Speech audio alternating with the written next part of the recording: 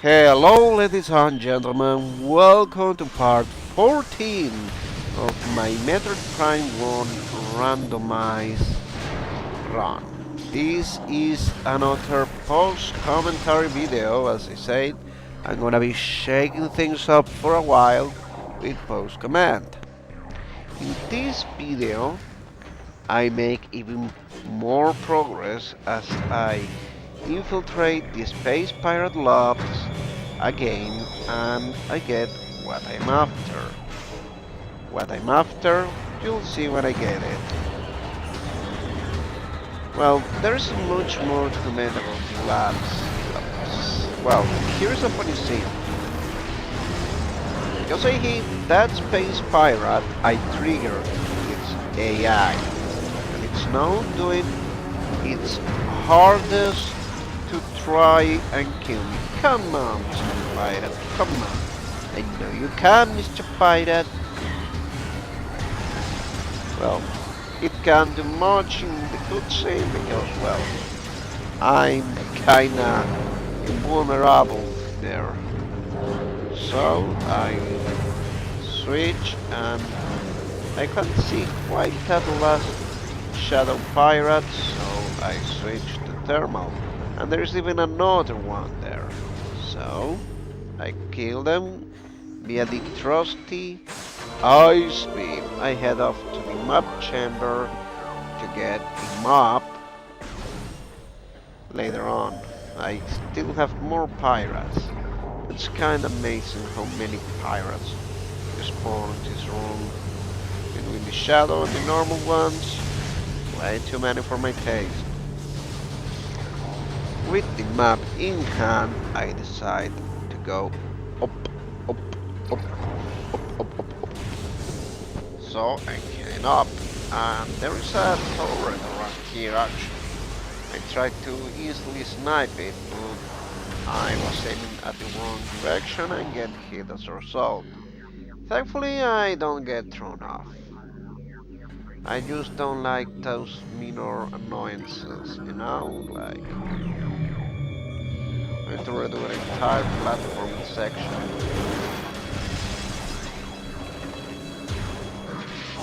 I keep going down this tunnel and I get onto the first tower. This is where I would have ended if the door hadn't locked. I would have climbed that other tower, fought Aero Troopers, and gone down before going up, because here there is an instrument of destruction.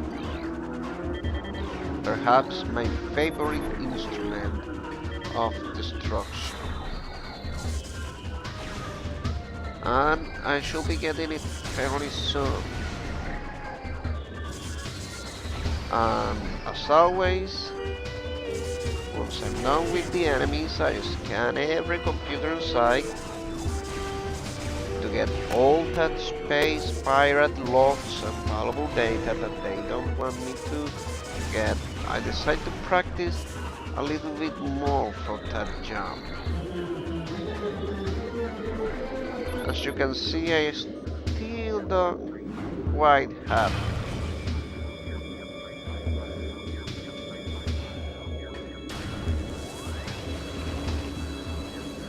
And the timing has to be that precise. I decide that. And now I search for the panel. I move on to the elevator. I know I'm narrating what I'm doing, so I'm gonna stop. And honestly speaking, the pirates are kinda of a moral insane scientist. And that's kinda interesting because their lack of morality and compulsions to do things get them results. Horrifying results. And here we go. Here it is. The famous tower. And I got the plasma beam. Plasma beam is my favorite weapon of the lot. For simple reasons. Its range, it's great. Its power, it's great. It's absolutely a terrifying weapon. And its other propriety makes it a wonderful tool too. It absolutely turns to ashes most enemies in the game.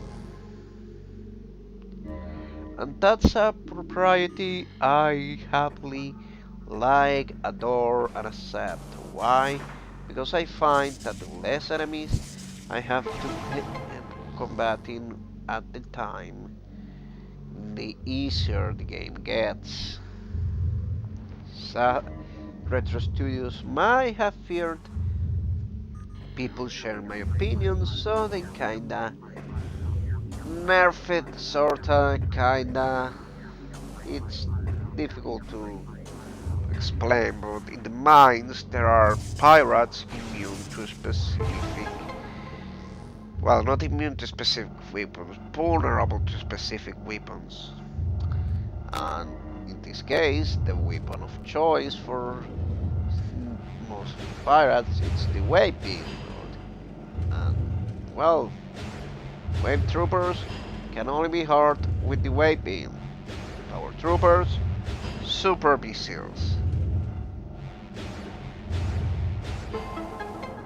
And I don't like that. I feel it's a bit of a cheat on the developer's part. Sure, it's more challenge, but honestly, I find those pirates gimmicky and not in a good way like the Wii was. I find it gimmicky in a way that is honestly terrible. It's not fun. I forgot to scan the planets here. The planets of Metroid are some scary stuff, like kudos to Retro. They managed to expand the scarce Metroid lore onto something to behold. Because unless you count the spin-off mangas as part of the lore, before Prime you only had Metroid, Super Metroid, Metroid 2. That was all. And honestly, the manga was nice, actually. My favorite spin-off manga to this day is still the Samus and Joy Adventures, and it shows Samus as a caring person, not as, well, not as a Terminator, not as a monster, just someone who is, in a sense, wise and has seen a lot, fitting of a child of the Choso, I guess. And yeah, Samus is the child of the Choso, and she's perhaps their last remnant upon this world, in a sense, because as the ghosts demonstrate quite handily, they are Choso ghosts. They ascended to a higher plane of existence, and well, they are a thing. They don't interact with the normal world all that much.